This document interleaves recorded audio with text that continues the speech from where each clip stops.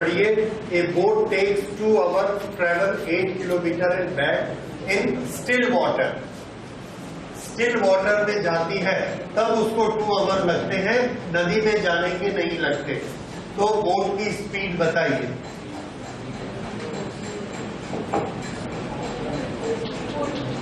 Still water 8 kilometre going and coming back, boat takes 2 hour 2 hour, 8 kilometre जाना 8 kilometre आना। How much is the distance travelled? 16 kilometer. How much is the time taken? 2 hours. So what is its speed?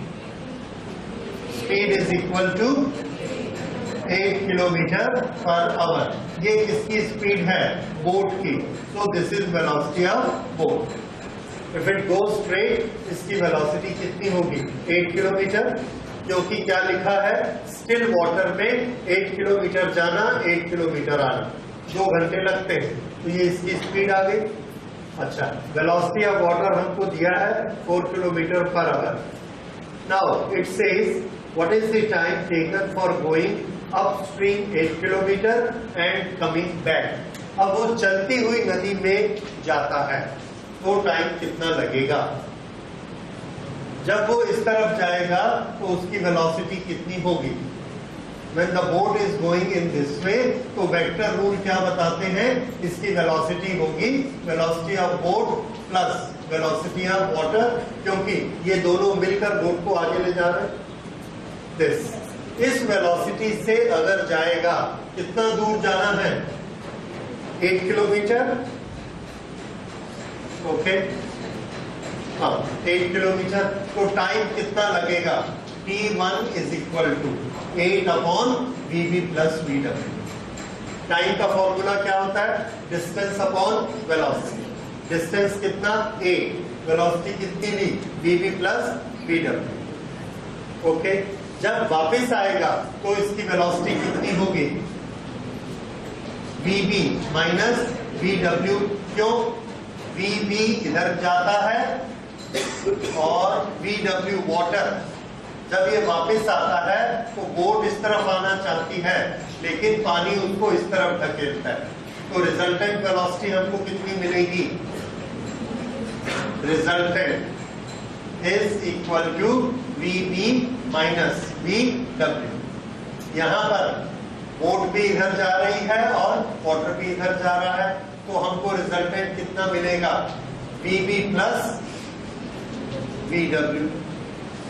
और यहां resultant कितना मिलेगा? VB minus VW। ये कौन सी journey है? Return. और ये कौन सी जर्नी है? फॉरवर्ड। ओके, तो फॉरवर्ड में टाइम कैसे निकालेंगे? Distance divided by velocity. Return में भी कैसे निकालेंगे? Distance divided by speed, and distance is 8। This is T2। अब आपको निकालना है T1 प्लस T2, इसकी वैल्यू कितनी होगी? ये हमको निकालना है। तो वैल्यू रख दीजिए दोनों में और निकालिए। आपको VB भी मालूम है, VB बोट ये है, और VW भी मालूम है, ये 4 है।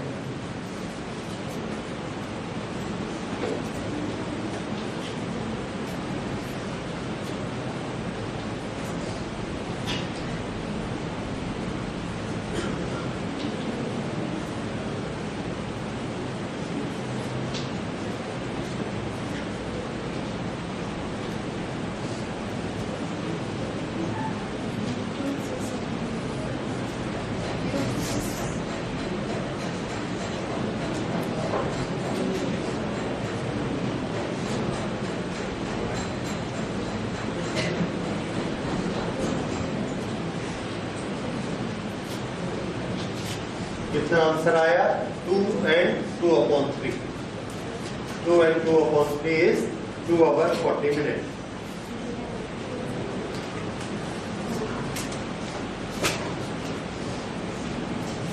बड़ा सिंपल है। जाते हुए टाइम, आते हुए टाइम, दोनों में वेलोसिटी, वेक्टर का सम, वेक्टर का डिफरेंस। ओके, इसके बाद नेक्स्ट क्वेश्चन नंबर 2, उसको पढ़िए।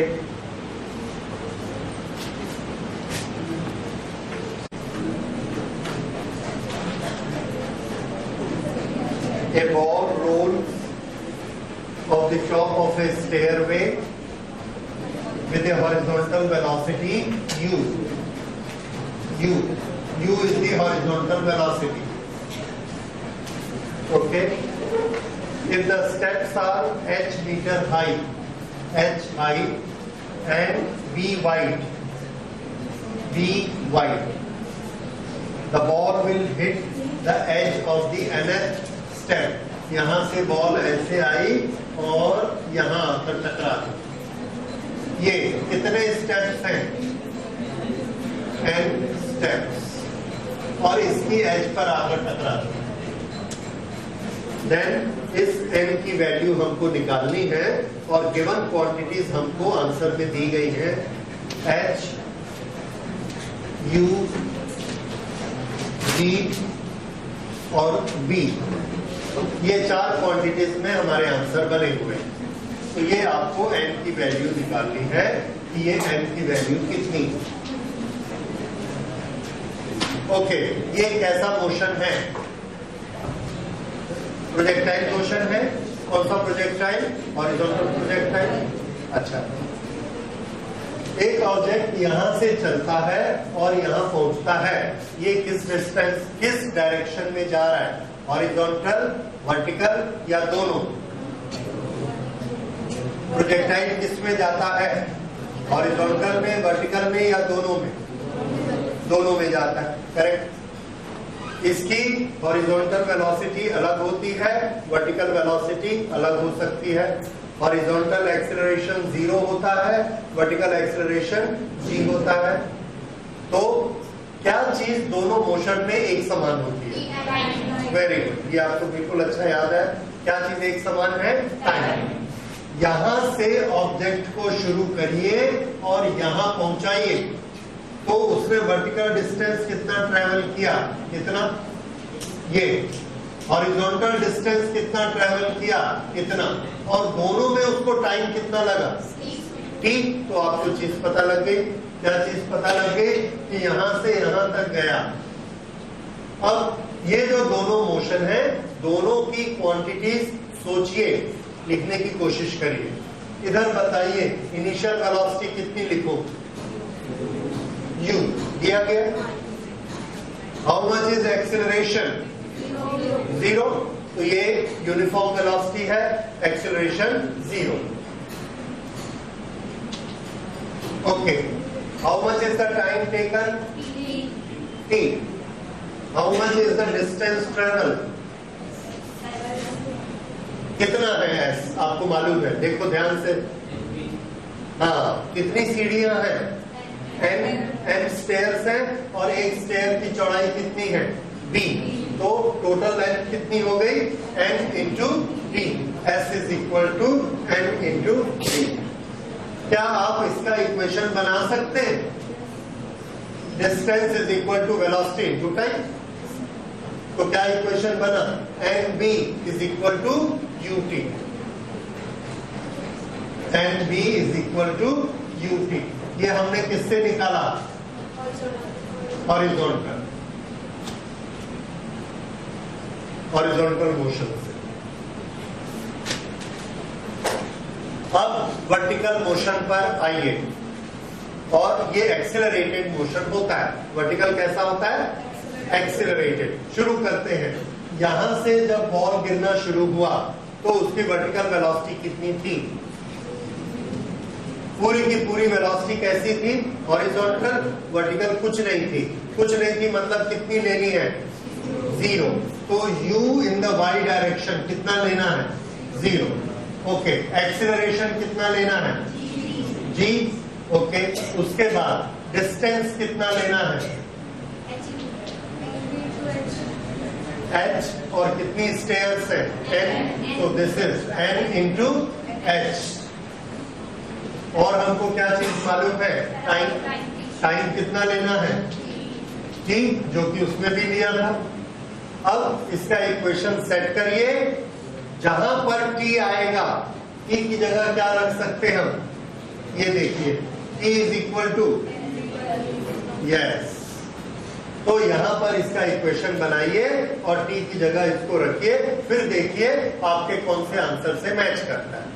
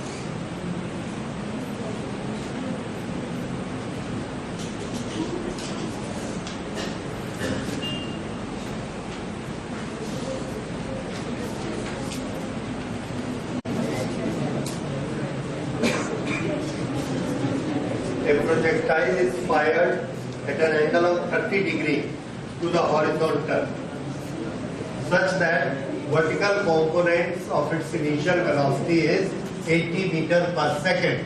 हमको मालूम है अगर वेलोसिटी u है तो वर्टिकल कंपोनेंट क्या होता है, u sin थीटा, इसकी वैल्यू इन्होंने दी है 80. Okay,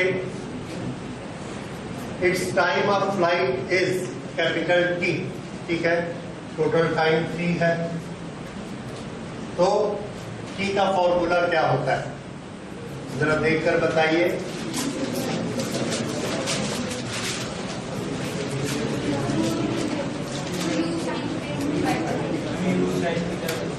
to u sin theta upon G. Can you find out how much will be T? क्यों? क्योंकि u sin theta तो हमको दिया गया. So we can always find it out. 2 into 80 divided by 10. 16 seconds. Right? Now our question is, when the time t is equal to t upon 4, then what is magnitude of its velocity? When t is equal to t by 4, then we must find velocity. तो ये हमारा question है. A projectile is fired at an angle of 30 degree to horizontal. Vertical component is 80 meter. Its time of flight is t. Then what is the velocity when the time t is equal to t upon 4? Find velocity. एक चीज याद रखिए, projectile में जो velocity होती है कहीं पर भी t by 4 में यहाँ कहीं होगा. ये वेलोसिटी जो ऐसे जा रही है इसको हम कैसे निकालते हैं? Do you remember? इस वेलोसिटी को निकालने का तरीका है कि पहले इसका इस लोकेशन पर Vx निकालिए, Vy निकालिए और फिर क्या करना है? Yes, resultant Vx square plus Vy square. Through out the projectile कौन सी वेलोसिटी चेंज नहीं होती? हॉरिजॉन्टल वेलोसिटी चेंज नहीं होती. तो ये वैल्यू कौन सी रहेगी? Horizontal velocity. ठीक है, तो हॉरिजॉन्टल वेलोसिटी कितनी होगी? Horizontal velocity will be u cos theta. क्या आप इसमें से हॉरिजॉन्टल वेलोसिटी निकाल सकते हैं? अगर आपको u sin थीटा की वैल्यू दी है, can you find out u cos theta?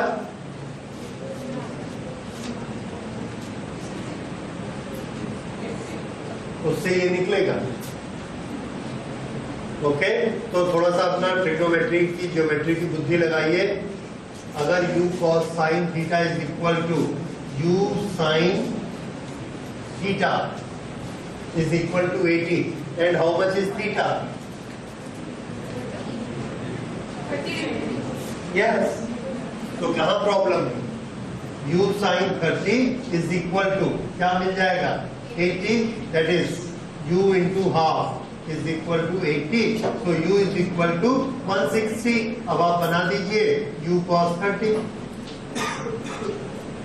u cos 30 कितना हो जाएगा? 160 into root 3 by 2 and this will be 80 root 3. तो ये हमको इसकी वैल्यू मिल गई u cos 30, that is 80 root 3. और ये हमारे लिए क्या है? ux. और यही हमारे लिए क्या है? vx. क्योंकि हर जगह पर इसकी वेलोसिटी एक समान रहती है. तो ये Vx तो आपको पता लग गया. अब आपको क्या पता लगाना है? Vy वर्टिकल डायरेक्शन में शुरू करते हैं. वर्टिकल डायरेक्शन में इनिशियल वेलोसिटी कितनी है? यहां से ऊपर जाता है. इनिशियल वेलोसिटी कितनी है? दिया. कितनी लेनी है? 80. एक्सीलरेशन कितना होगा? -10. ऊपर जाएगा, नीचे काम करेगा, -10. ओके, टाइम कितना दे रहे हैं? t by 4, that is 16 divided by 4. तो t by 4 कितना होता है? 4 सेकेंड. टाइम कितना देना है? 4. निकालना क्या है हमको? v. तो VU80 कौन सा फॉर्मूला लगाएंगे? v is equal to u plus 80। Okay, उससे v की वैल्यू निकालिए।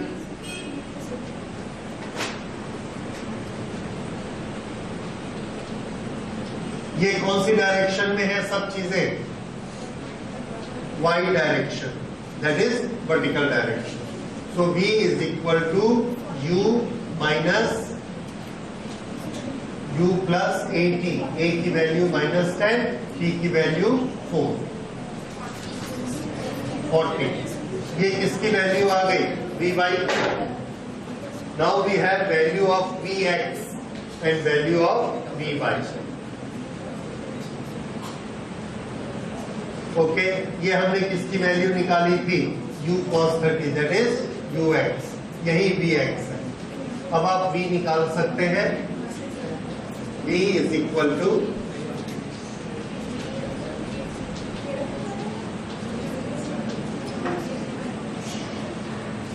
vx स्क्वायर, यहां से लेकर आए, इसका स्क्वायर किया, 80√3 का square, 80 square into 3 plus vy का स्क्वायर 40 का square.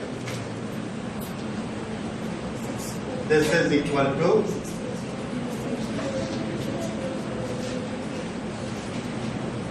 6400 into 3 plus 1600 is equal to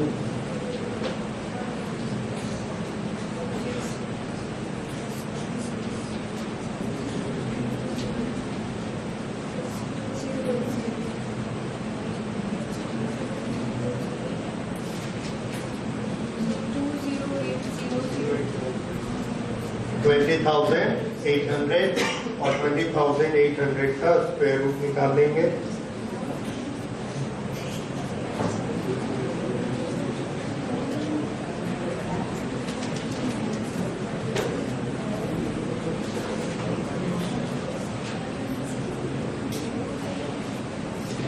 This is 144.2. 144.22। Okay, इसके नियरेस्ट आंसर कौन सा है? 145। थोड़ा सा डिफरेंस क्यों आता है? क्योंकि हमने g की वैल्यू 9.8 की जगह 10 ले ली।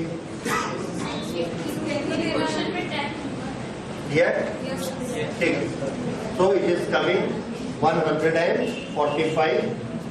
145 मीटर पर सेकेंड। उस क्वेश्चन से इसको मैच करेंगे जी।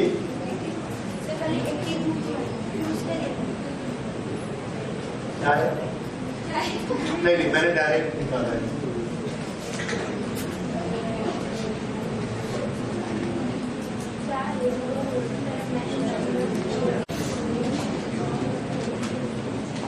A particle has initial velocity 3i plus 4j. 3i plus 4j is initial velocity.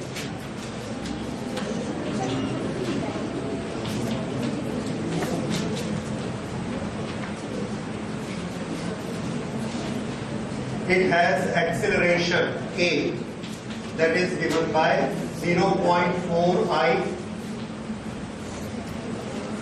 plus 0.3j. This is acceleration. What will be its speed after 10 seconds? Speed after 10 seconds.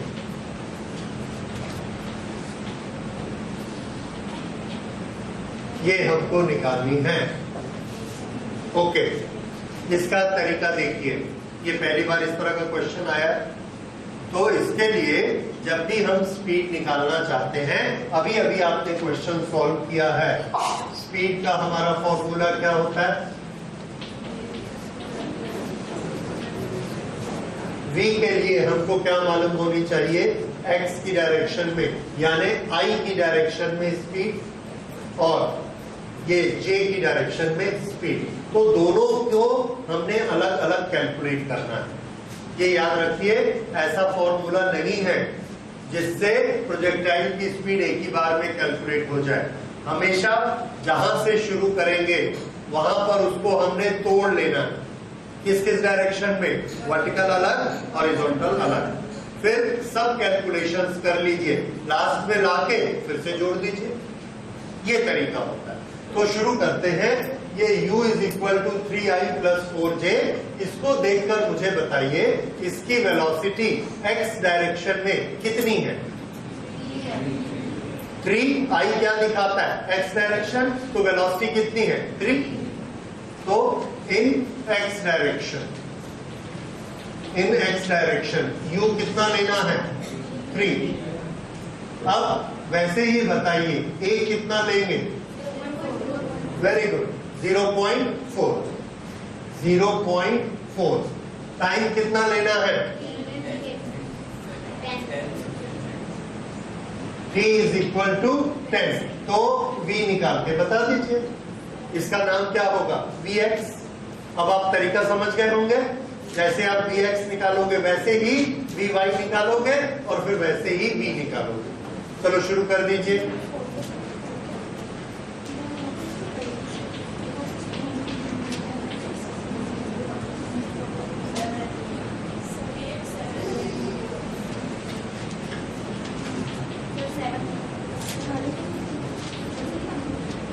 ये Vx की value आ गई 7, इसका magnitude है 7।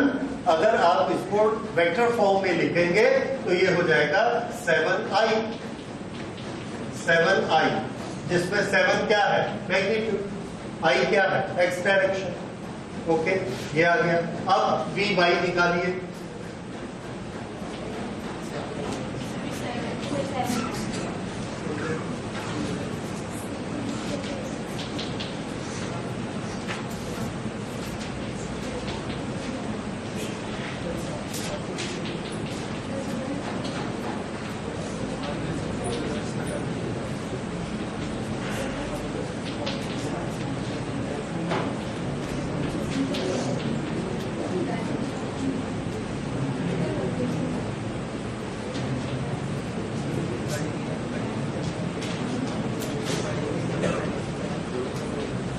ये ठीक है। अब v निकाल दीजिए। v कितना आया 7√2। क्या किसी से मैच करता है आंसर से, है 7√2? यस। तरीका समझ आया? ओके, ये नए टाइप का था। अच्छा, आज हम लोग यही खत्म करते हैं। अब मुझे ये बताइए इसके जो बाकी क्वेश्चंस हैं